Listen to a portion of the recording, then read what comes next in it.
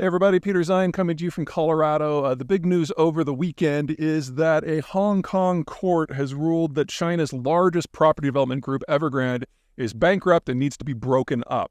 This is something that the Chinese government has spent a lot of effort on the last 2 years not happening because, well, let me give you a little backstory. So there's two big things that dominate the Chinese economy. The first is something I call hyper-financialization, the idea that the government both de facto confiscates the savings of the citizen population so it can only go into projects funded by Chinese state banks, as well as massively expanding the money supply to a tune of like almost triple what we have here in the United States in order to make sure that there is plenty of cash sloshing around in the system so that banks can loan anything in any amount at low terms to anyone at any time. Because if they can do that, they can expand, and hire. And people who have jobs don't go on long walks in large groups together. It's a public stability, political control approach to finance. It's not about profit. It's about throughput, because throughput requires a lot of bodies. Anyway, that's the goal. In that sort of situation, you get two things. Number one, you get companies like Evergrande who gorge on all this bottomless supply of debt to build, even if there's no demand. Second, you get a population who knows that their private savings is almost worthless because the Chinese government is forcing them to keep it in the state banks. And they want to put it into a hard asset that preferably the state can't control. And if they can't get their money out of the country, then the next best thing is a hard asset in the country, which typically is property. So you get people pooling their private savings in order to buy condos. And each condo is typically owned by a different consortium of private individuals, making untangling it. Also, you have somewhere probably in the vicinity of 1.5 billion units in the country that have never been lived in, never will be lived in. So you're talking about 100% overbuild conservatively. Some estimates say it's as high as 3 billion, which is just so far beyond stupid. Anyway, Evergrande going down means that their debts aren't going to be serviced anymore, and the physical assets they have are going to be parceled up, and foreign investors are going to be coming in and seeing what bits that they can get. None of these things are things that the Chinese Communist Party would normally allow to happen. So there's a couple ways that this can go. None of them are good. Option number one is we follow a Western-style bankruptcy and restitution program where this system is broken up, and a lot of their assets are sold at pennies, maybe dimes on a dollar, and it just goes away. If that happens, we will have a very clear idea of just how much the oversupply in the market is, and you can count on private citizens being up in arms. Probably, the best estimate I've seen out of China is that 70% of total private savings is wrapped up in real estate, and most of these assets are worth no more than 10 cents on the dollar. So if you have a fire sale of the single largest player, which controls 1/6 of the market, holy shit, things are going to get real very, very, very quickly. Option number two is that the Chinese step in and abrogate the Hong Kong ruling. Now, legally, this cannot happen, but the Chinese Communist Party is not really big on legal details when it comes to Hong Kong in particular, and I have no doubt that they could stick their noses in that. If that happens, then Evergrande goes on some sort of state drip, and everything with the system just kind of limps on, with the understanding now that Hong Kong has no legal authority over its own holdings, which will start an exodus of what few international firms are still there. Regardless how this goes, don't expect anything in the market to get better. This is not like, say, the TARP program that the United States put into place back in 2008 at the bottom of the subprime crisis, which kind of froze the market and put a floor under things and allowed for reforms and economic growth to eventually heal the damage of the subprime crisis. No. This is a one-off decision that is not just holding back one rock from rolling down the hill. Evergrande may be the biggest player in this market, but it is by far not the only one who's been doing stupid things like this, building condos that have no demand or running it like a Ponzi scheme. Every development company in the country basically operates this way, and the second and third largest players in the industry are state-owned. So you can count on the Chinese government not using this as an opportunity to break with the old model and put into place something sustainable.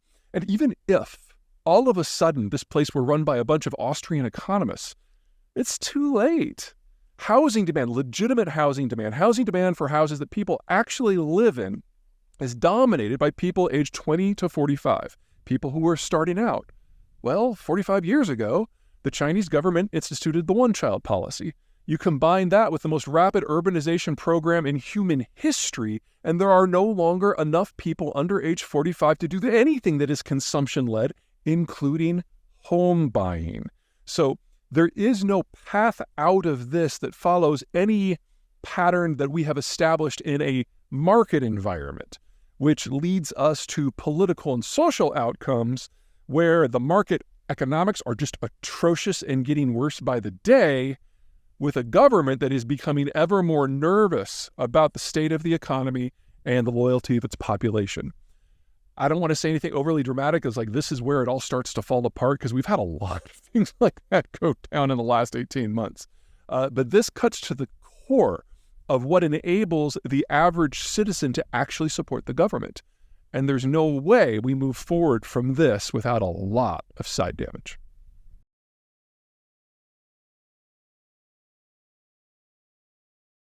Hey everybody, Peter Zeihan here, coming to you from snowy Colorado, where in the last 18 hours we've gotten 18 inches of snow, which means that this morning is a time for clearing and shoveling. But there is more to winter than shoveling and icicles. There is also the fun and games that comes with agriculture. In fact, winter is arguably the single biggest factor for how our world got to be in the shape it is more or less this century and last century. The issue is that when winter hits, everything stops, and you have a layer of moisture that then insulates the ground. This does two things. Number one, it preserves a little bit of moisture in there, and then we'll get a little bit back in the spring. But more importantly, the thicker the snow, the greater the insulation. And so you actually still have biological processes going on under the surface, even right there in the topsoil. Basically, you've got organic material that is decaying, or as farmers like to call it, the formation of free fertilizer. If you look at the map of the world's agricultural zones before roughly 1900, the pre-industrial era, you'll notice certain patterns. The American Midwest, to a degree the American Piedmont, Northern Europe, Central Eurasia, the Rio de la Plata Basin in South America, and the southeastern part of Australia and South Africa. Sorry, I forgot Northern China as well. What do these areas all have in common? It gets cold. You get some snow. And so you get that recharge system. They're temperate climates where the free fertilizer is kind of baked into the cake. If you go outside of those zones pre-1900, it's not that there's not agriculture, but by definition, it's almost not large scale. And most of the crops that feed most of humanity, so you're talking rice, soy, wheat, and corn, those four crops grow best in those conditions. You move out of those zones and you're talking different crops, things like sweet potatoes or yams. And it's not that you can't support a population with those things. It's that you can't support a large population with those things. So they're not nearly as amenable to row croppage. It's more subsistence farming as a rule. Now, that of course changed right around between 1900 and 1945 for some countries, and then between roughly 1990 and 1995 for the rest. What happened there was first the development and then the mass application of industrial-level agricultural inputs, things like fuels and fertilizers, which allowed you to plant more traditional crops in zones that normally weren't really great for it. In addition, those lower output crops per acre, if you started putting things like fertilizer, they would do a lot better. As a rule, the industrialization of agriculture had a bigger impact on marginal lands than it did on the prime lands. The prime lands still saw their output increase by 50% to 150%, but it's the marginal lands that saw a tripling, quadrupling, or even more. Now, something to keep in mind with all those secondary lands. If you're talking about, say, a steppe where it's just dry, with agriculture, nothing really happens. If you're talking about the tropics, yes, you have a riot of growth, but the nutrients are consumed by that growth as soon as the growth rots. So if you clear the jungle and the rainforest, the soil that's left behind is almost nutrient non-existent. And without those industrial level inputs, you really can't grow crops at scale in these zones.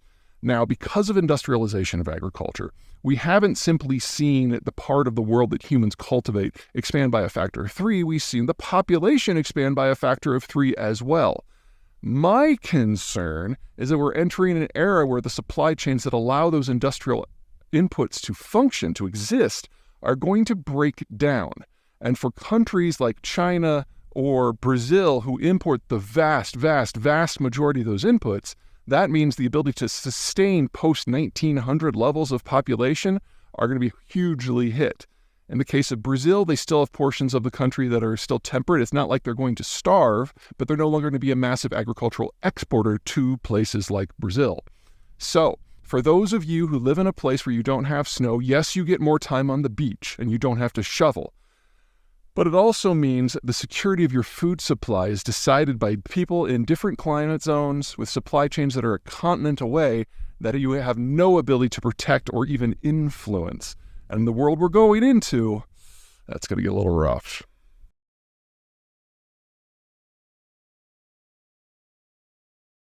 Hey everybody, winter is here. I'm coming to you from Eastern Washington, and today we're going to talk about winter in Texas. Now, if you guys remember back a couple of years, I think it was 2021, Texas got hit by a cold storm and basically everything collapsed. All of their energy generation, especially natural gas, just ceased functioning. And 200 people died over the course of a couple of weeks because of the lost electricity. That has not repeated with this cold front, even though by many measures in most parts of the state, temperatures got a little bit lower. So 5 things are different now compared to what happened back in 2021.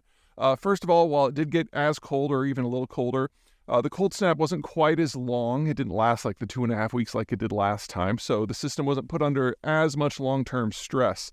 But the bigger issues have to do with organizational and structural changes that the Texans have implemented. The big driving factor for things on the legal side and the regulatory side was Governor Abbott, who had spent a lot of time before 2021 making fun of California for their rolling brown and blackouts because they just have a horrible grid and a horrible energy system.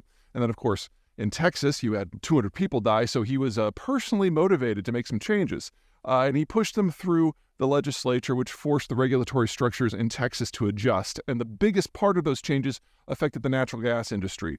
So Texas, before 2021, didn't have its natural gas system winterized at all. And there's a lot of water vapor that comes up as a byproduct of natural gas production, and a lot of time it's in the gathering pipes. So what would happen when we got to sub-freezing temperatures is that water vapor would condense into liquid and eventually condense into ice and then clog the pipes. So the entire system across especially northern Texas and the Dallas area froze up, and so there was no fuel to burn to do everything else. For political reasons, Abbott blamed the wind industry because, the wind did stop going, but it was mostly natural gas that carries the backbone of power generation in Texas, and that is what failed most spectacularly. So in order to get things going, they actually had to waive almost all of their safety regimens and regulations, and people were going out with acetylene torches to manually melt the pipes. And of course, natural gas is flammable and explosive, so we were kind of lucky that didn't get completely out of hand. Anyway,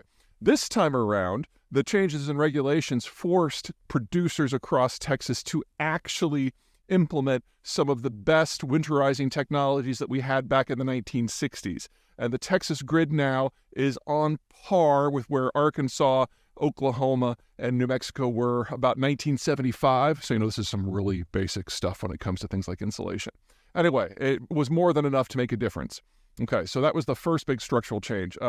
The other big structural changes had nothing to do with regulation. It's just how things have evolved. So the new turbines, wind turbines that the Texans had put up are more than 200 feet taller than the ones that were up 3 years ago. And that means they reach higher, they tap stronger air currents that are more reliable. So even though the wind did drop, we didn't see nearly the drop off in power generation capacity because the physical structure is now different. Second, Texas has put up a whole lot of solar. And when these winter storms come through Texas, usually what you get is a lot of wind, a lot of freezing rain, maybe some snow. And then once they blow through, it's cold, but it's clear. And so when you have temperatures in the 20s, solar doesn't really care what the temperature is unless it's like crazy low or crazy high. So solar was generating near record energy for the time of year. So you had 2 different streams of energy coming into the electrical system that they didn't really have last time, and their baseload system with natural gas worked a lot better than it did. This sort of change is the sort of thing we're going to see in some way across not just Texas, but the entire country and the eventual world. We're seeing more and more wind and more and more solar, and it doesn't always go right the first time. And we discover that meshing these systems together is more problematic than kind of the breezy things that the Greens say. But when you have multiple systems that do feed into the same network, you do get a lot of redundancy when one works and the other doesn't. The trick is to make sure you have enough spare capacity that you can dispatch at any given time. Now, in the past, solar and wind aren't very good at that because you can't dispatch them. If the sun's not out, if the wind's not blowing, they're kind of useless, and you have to rely on older fossil fuel things like natural gas. But what we're seeing in Texas specifically is that we're already seeing turbines that are 800 meters tall. And in the next year or two, we're going to be pushing the kilometer tall barrier. And again, stronger currents, more reliable, used for baseload. So I don't mean to suggest that all of these problems when it comes to storms and interruptions are going to go away. But as the technology evolves, we're getting better able to adapt and having a little bit more insulation on the backside as well. That's it from me.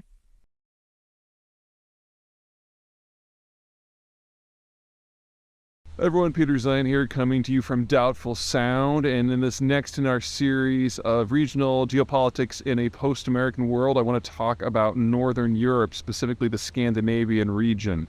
Now, this is an area that has been fractured by history. You've got islands, you've got peninsulas, you've got de facto city-states. But while they have been powerful in the past, they've kind of been sleeping for the last 300 years. And during the Cold War and the post-Cold War era, it's been fractured into a number of different governments. But I think the best way to think about this is not so much a collection of countries, but a family of Vikings who are getting to know each other again. The original Vikings were the Danes and the Swedes, who basically went off, raided and pillaged and founded little trading depots everywhere that they went. And some of those depots eventually rose to become significant countries in themselves. Think of Riga in Latvia, or Oslo in Norway, or Reykjavik in Iceland. But by the time we get to the modern era, they had been broken into different spheres of influence. In the post-Cold War environment, however, especially now with the Ukraine war happening, we're seeing a changing of fortunes as these countries are rediscovering each other.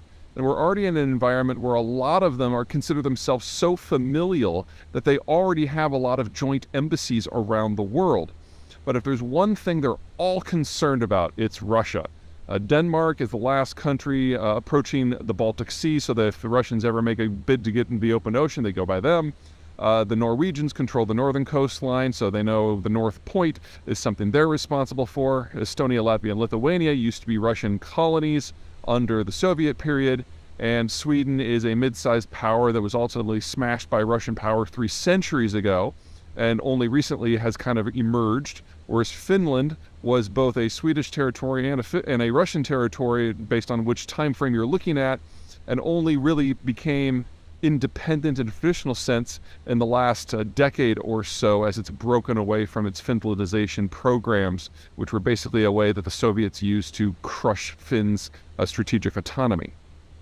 What we're seeing now is this whole cluster of countries coming back together all on the same side of the same geopolitical orientation, no longer fractured by other powers, with Sweden absolutely being the center weight of all of it. It's probably best to think of most of these countries not so much as countries, but as cities that just happen to own another swath of territory. So in the case of, say, Riga or Copenhagen or Oslo, over half, in fact, almost 3/4 of the population is in that one city, and the rest of the territory just kind of hangs on. Sweden is the exception. I mean, yes, Stockholm is by far the largest, but it actually has a populated zone in the south that is agricultural. There are a number of cities going up and down the Baltic Sea coast. And so it is arguably as powerful, if not more powerful, than all of the others put together. And now that Sweden is emerging from its traditional neutrality and starting to write its own security policies, it is going to be a major force to be reckoned with. A couple things about this region to keep in mind. Number one, it is very, very naval. Because of the Baltic Sea, because of the Gulf of Bothnia, this is a zone that if they're going to survive, they have to do so in the context of having a powerful navy to keep potential rivals at bay. And that means, number two, it's actually fairly easy for them to partner with other powers from out of region, assuming for the moment that those other powers are also naval. Because if they were to partner with, say, the French or the Germans, who are primarily land powers, these countries would see themselves overwhelmed. They're just not big enough. Sweden doesn't even have 10 million people versus, say, France is roughly 60. The whole region put together can't add up to a France, much less a Germany. But if you bring in the United Kingdom, you've got a very different sort of power dynamic. The United Kingdom, like the Swedes, like the Danes, like the Estonians, really doesn't want to see a single large mega power emerge in the Eurasian or the European space, because that would be a threat to their naval independence. And so the Brits have always gotten along spectacularly with all of the Scandinavians, and now that the Swedes and the Finns are ditching neutrality, the partnership between London and these places is very strong. To a lesser degree, the United States is in the same place. Now, the United States overall is looking to slim down its security commitments moving forward, but it doesn't take a lot of cooperation between the Americans and, say, the Finns and the Swedes and the Norwegians in order to achieve some outside outcomes, because all of the Scandinavians just want to maintain independence, which means they're always going to be to a degree hostile to anything that happens in Moscow and to a lesser degree continental Europe. That means for a very small price, the United States can really achieve some outsized outcomes working through some very capable partners. So we should start to think of the relationship between the Americans and the Baltics and the Norwegians and the Scandinavians, however you want to define the cluster, as very similar to the American relationship with Australia. A powerful, creative ally that punches above its weight, that's going to do its own thing for its own reason, but which dovetails with American power moving forward. All right, that's it from me. Catch you guys next time.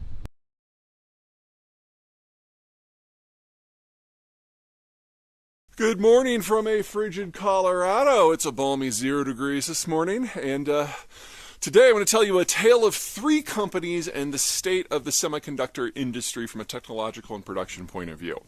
Now, if you go back to the world before 2017, the technology of the day was something called deep ultraviolet, which was basically a way of producing microchips. And Intel, the American technological giant, was the world leader by pretty much any measure. And they had gotten a little cocky and they had gotten a little bit lazy. So they would design chips 2, 3, 4 models out, but would only produce the next one up. Because they were so far ahead of everybody else, they didn't feel the need to jump steps. So they would use DUV, and they would make a chip that was marginally better than the one before, and then at the end of the year, no one had caught up, so they'd do it again and again and again. And they did this for like 15 years. I mean, they're very good at what they do, but they could have pushed the technological envelope a lot more had they chosen to. In part, that was because of the nature of DUV technology. The problem with it is you have to kind of make micro adjustments and physically adjust the equipment for each type of chip, and you have to do that manually and physically. And so with every design, you had to do it all over. And with every machine in a fabrication facility, you would have to do it independently. So no new chips from different machines are going to be quite exactly alike, and it generated a relatively higher loss rate from the final semiconductors than what we have today, and so generated a little bit more waste. But again, they were the industry leader, no one was close. Well, they were always had their eye on the future, however, and so they invested in new technologies that would take them beyond DUV, one of which is EUV, extreme ultraviolet. And the company that developed that technology is ASML out of the Netherlands. And back in 2016, ASML thought this stuff was ready to go. So they're providing demonstrations for Intel, showing them how this technology is better. You can not only get more nodes on a chip and get to smaller and smaller nanometers, but it's all digital. So you kind of type in what you want to the machine over the course of a few days to a few weeks, and then the machine doesn't actually have to be physically manipulated in the way that DUV did. Now, what that would mean is you'd have a higher success rate and more efficiency, but back in 2016, Intel was like, I don't think this technology is quite right, and we're the industry leader, we're going to give it a few more years.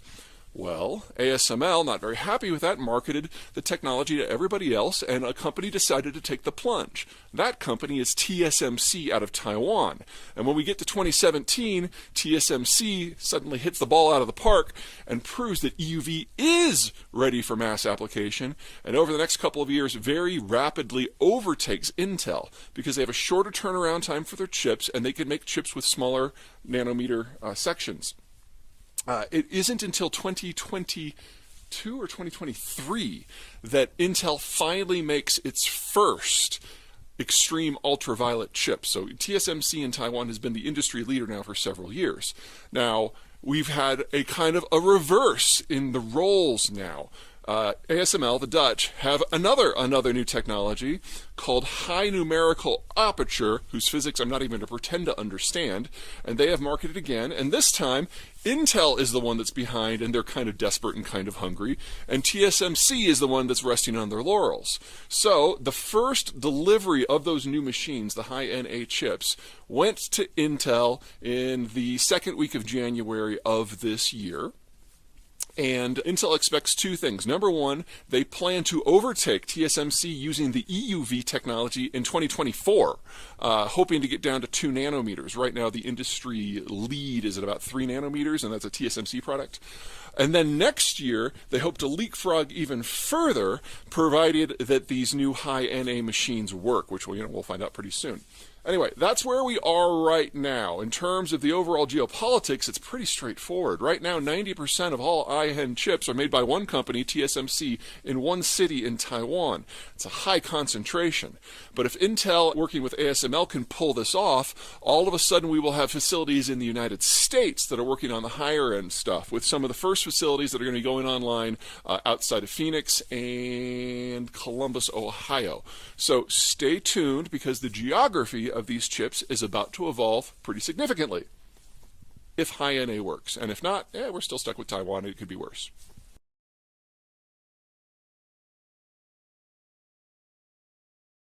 Hey everybody, Peter Zeihan coming to you from Colorado, where we're about to get another 6 inches of snow.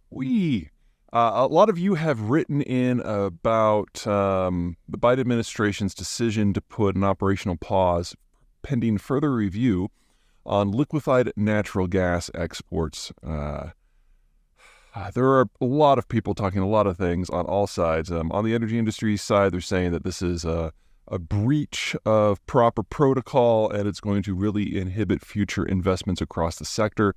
And on the environmentalist side, they're talking about how this is the end of that sector altogether, and they're dancing and singing Kumbaya. Everybody's wrong. Let me kind of lay out what this stuff is. So natural gas is normally transported by pipe because it's difficult to move, it's difficult to store, it's difficult to produce. And so you'll have a pipe network like in North America that is separate from the pipe network in Europe, which is separate from the pipe network in China. Those are the three big ones. You got some smaller ones around the world. They don't connect, or they can't connect. And so if you want to link these together, what you need to do is have a facility on a coast that will chill the stuff down to something like negative 300 degrees or so. And then it's a liquid, and then you put it into a specially designed tanker that can handle these cryogenic fluids. And then you transport it across the ocean to another facility where it unloads and is regasified and then put into the new system. Now, we've been doing this for a few decades, but it's only in the last 15 years that it's really started to become big. And the primary reason for that is the environmental movement, because natural gas, if it's properly burned in an appropriate facility, a combined cycle natural gas plant, generates about half of the CO2 emissions of, say, a coal plant. Also, you can spin up a natural gas facility in just a few minutes, as opposed to a coal facility, which can take hours to even days. And so if you want to pair it with, say, wind and solar, it's the perfect complement fuel, because when the sun goes down or when the wind stops, you can just turn this thing on. And so if you want to get the full capacity from your wind and your solars, you really have to have a conventional system that's dispatchable like natural gas. Now, the United States currently has enough capacity, nameplate capacity, to chill and ship about 13 billion cubic feet of this stuff per day, which makes it the largest exporter in the world already.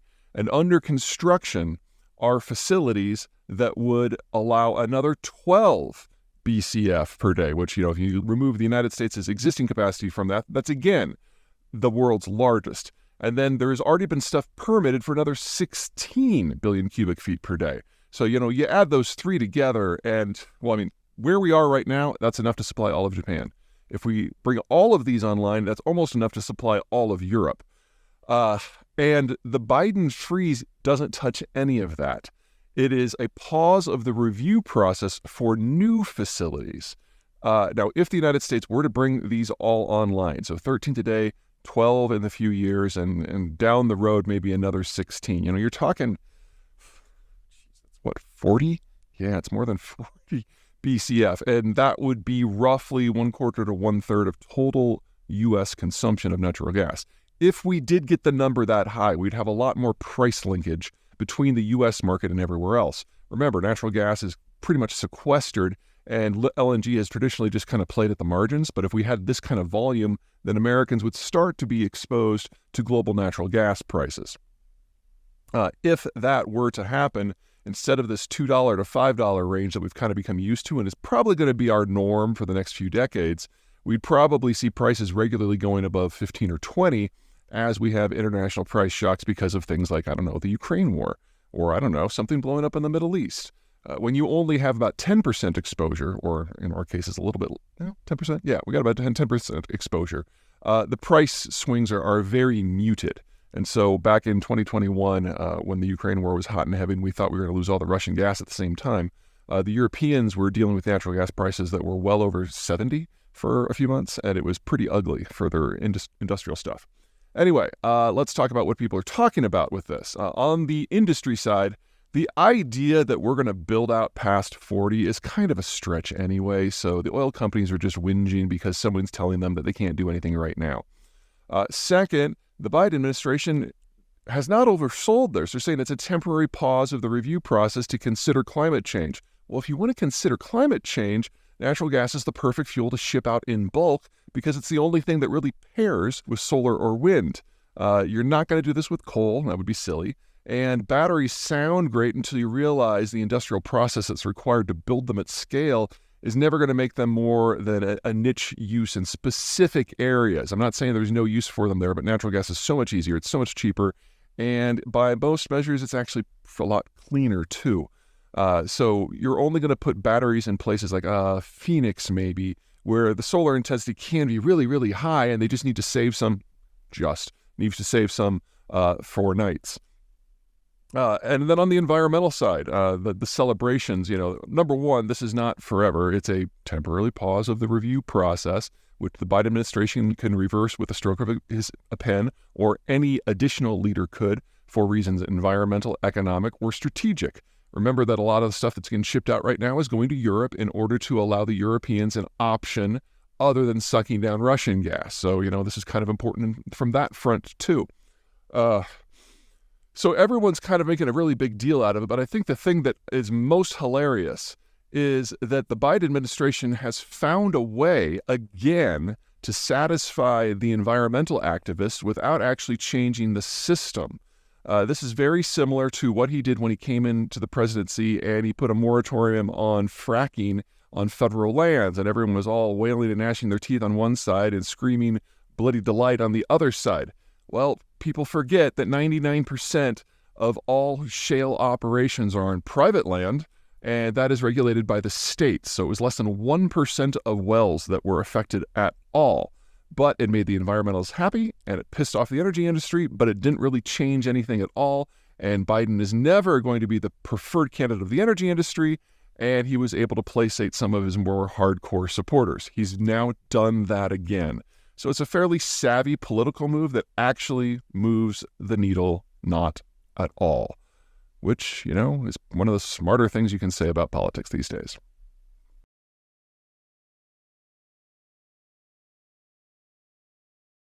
Hey everyone, Peter Zeihan here, coming to you from a very foggy Colorado. It is the 16th of February, and the news today is that Russian prison authorities have announced the death of Alexei Navalny, who was a political prisoner who had the audacity to criticize Vladimir Putin and run for office long ago, years ago, and has been in prison ever since. He was transferred about a year ago to a high-security prison in the middle of nowhere in Siberia. It was an old Soviet gulag. This is basically where the Russian government sends people when they want them to die because it's cold, it's brutal, there's no heat, and medical service is deliberately denied. So the idea that he's dead is not exactly a shock. The Russian government very well could have actually executed him, and no one would know. Now, back in 2021, the Biden administration said the death of Navalny would trigger a collapse in international relations that would really punish the Russians. But since then, the Russians have launched a war and killed a couple 100,000 people in Ukraine. So pretty much all of the stops that could be pulled out have been pulled out. And about the only way to punish the Russians now would be to send a lot more weapons to Ukraine or to do an outright block of all of their energy exports, neither of which on the moment, for a mix of political and economic reasons, are on deck. So I don't want to say anything weird like, the Russians are going to get away with this because there's a lot going on, but don't expect any sort of tactical response from the Americans in general or the West. Now, before anyone gets too crying about this, a couple things to keep in mind. Number one, Russia's not a democracy. It hasn't really been a democracy in over 20 years. So even if Navalny was allowed to continue to be part of the political conversation in Russia, it's not like he has any chance of changing policy. He was more of a personal annoyance to Putin and nothing more. There are other people within the ruling party who have decided to run for presidency against Putin on a very nationalist ticket, but just be opposed to the war, and they're not being allowed to participate either. So it really doesn't matter. It's something that pro-democracy activists in the West get really excited about because he's a name that more people know, but he was never going to have any influence. Second, careful what you wish for. Navalny may have been a nicer guy than Putin because, low bar, but he was just as nationalist. And his biggest criticism of the Ukraine war wasn't that it was happening, but it just wasn't being prosecuted very well. People forget that the strong predilection among Russians is to continue the war. They just don't want to be part of it personally. The idea that Russia needs to expand its borders in order to survive is not one that is particularly debated in Russia. It's generally been their security policy for 400 years, that as long as your external borders are flat and open, you're not safe. So you have to go through Ukraine to get to Romania and Poland and the rest. Now, of course, that's bad for Romania and Poland and the rest, but the Russians are not misreading the map. And unfortunately, that gets wrapped up in the political discussion so that folks like Navalny appear more important than they really are. So, I feel bad for the guy and his family, but we were probably always going to get here.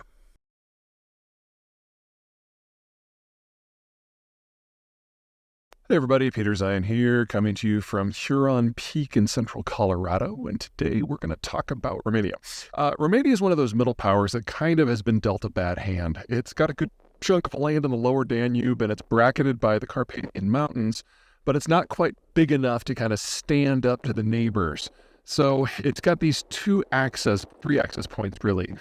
You've got the Vienna Gap to the northwest that allows access to the northern European plain. You've got the Bessarabian Gap to the northeast, which allows access to what I call the Eurasian Hordelands. And then down south, you've got the Balkan Mountains that pinch off access to the Sea of Marmara region. Now, the northern European plain, the Hordelands, and Marmara are all capable of supporting absolutely massive powers that have dominated history as long as it's been recorded. And Romania is kind of stuck in the middle.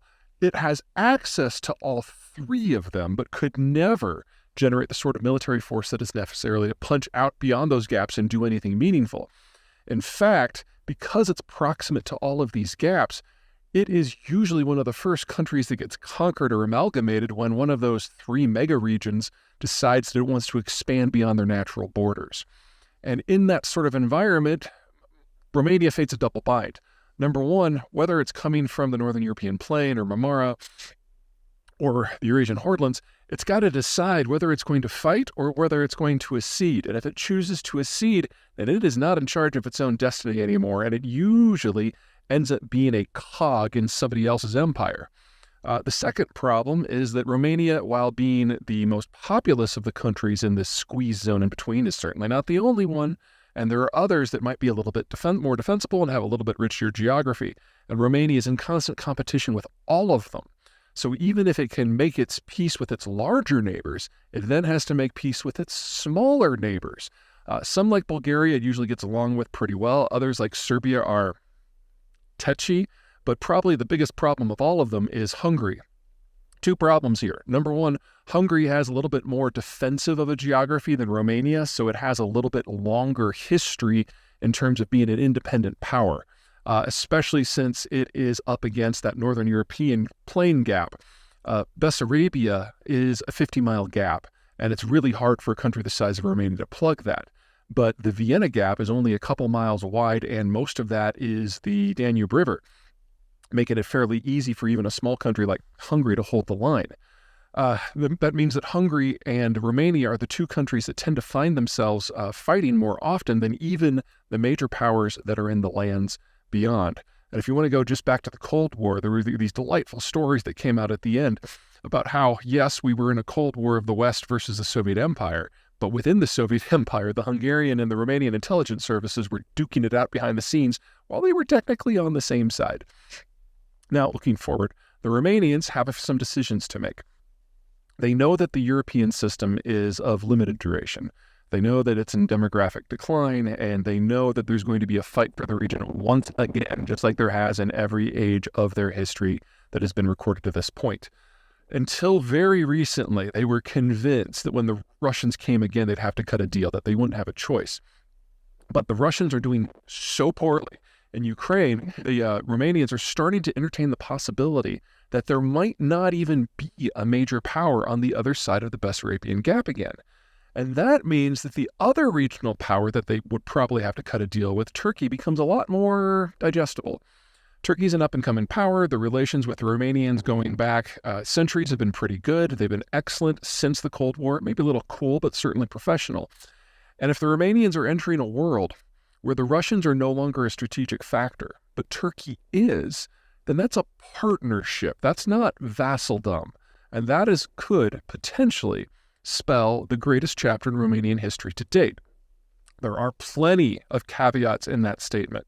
Romania has among the world's worst demographies. They are one of the top 10 countries in the world for using abortion as a birth control method, and they're among the worst demographic structures in Europe. They're going to have to find a new economic model, and they're going to have to figure out what happens post-EU and maybe even post-NATO. These are all big questions, but the fact that they've got a rising partner in Turkey right next door, but not directly adjacent, Bulgaria's in the way, that's a pretty good setup. All right, that's it. Take care.